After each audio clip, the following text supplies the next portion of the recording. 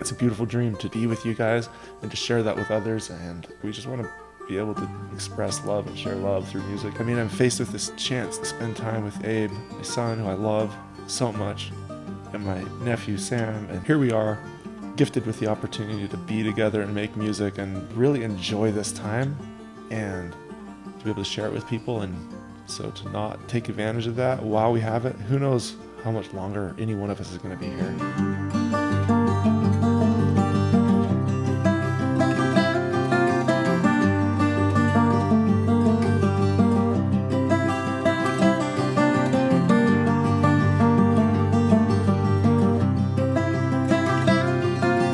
The inspiration that I have felt from you guys and just the way that I feel like it's really impacted my life. I feel like there's a debt that I owe that will never be repaid, but what I need to do because of that is to pay it forward in some way. This project is important enough that it needs the kind of work that we're putting into it, I guess for a few different reasons. I feel like it is what I have to do to make things right with karma in a way. I love making music with you guys. It's like one of my favorite things.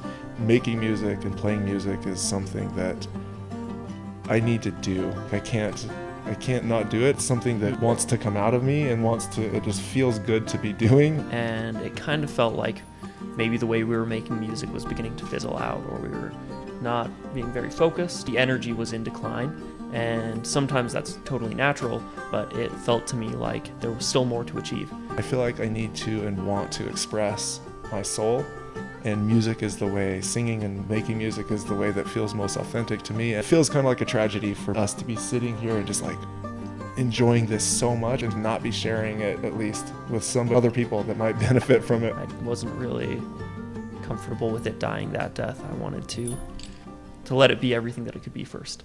And if I don't do that, I feel kind of like I'm letting myself down. And I think that there's a story to tell about like love and support and brotherhood, and that maybe that's a story that people need to hear right now. Maybe that's a story I needed to hear. I think that's probably why it's so important to me. It's just, it's not done. So yeah, that's what I need to do.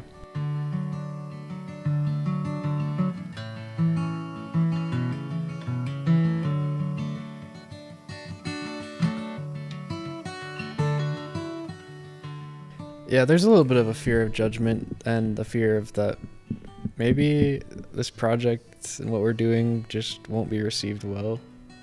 That's a little scary. It's a little vulnerable. It's been a lifelong process of trusting myself musically. I didn't really consider myself a musician until somewhat recently. It was in the last couple of years. I am still not quite sure I like playing music for people live.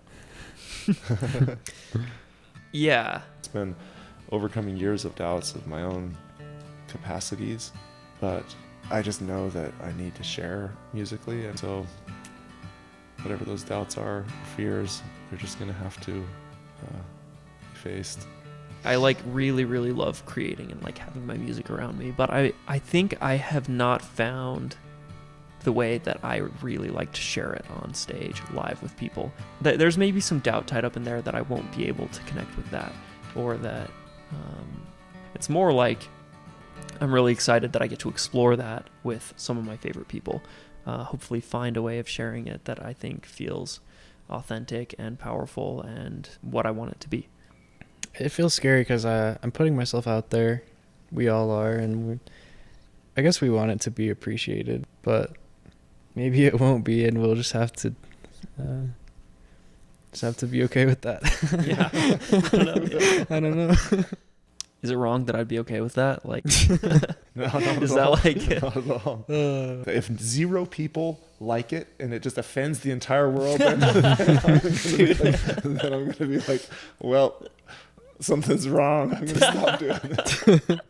But like, if there's some people that don't like it, that's fine. Because as long as there's some people that it's benefiting, that are appreciating that we're putting ourselves out there, or making our heart and soul and music available, I'm good with that personally.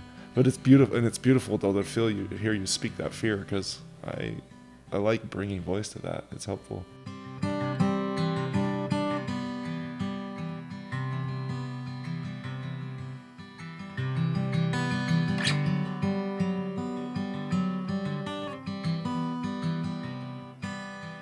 We planted a couple bristlecone pine trees framing the sidewalk leading up to our front door, and I really just liked the feel and look of them. I didn't really know much about bristlecone pines, but somebody I think told us then that they were one of the oldest living trees on the earth. They were in our yard for a couple of years, but then in the spring, one of them just died.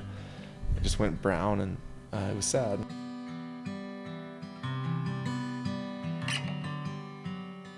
Later in the year, the other tree died, and so I just pulled it out and threw it away. That was right before we were having this discussion about changing our band name. Pulling up to Abe and Aaron's house, I noticed that the second bristlecone pine was missing from their front yard. And Sam said, "What about the name bristlecone?" Bristlecone. To me, that word evokes a very powerful message and energy. That's just a really beautiful symbol of resilience and weathering through thousands of storms and just being unfazed by time and by changes in the world. And I want to be like that in a way. I want to know who I am and my place on this earth and just not let anything sway that. So I think that's why I really like the name bristlecone.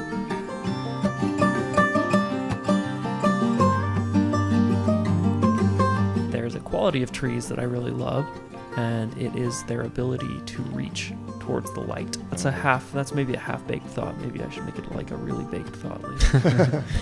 Fully baked. Fully baked.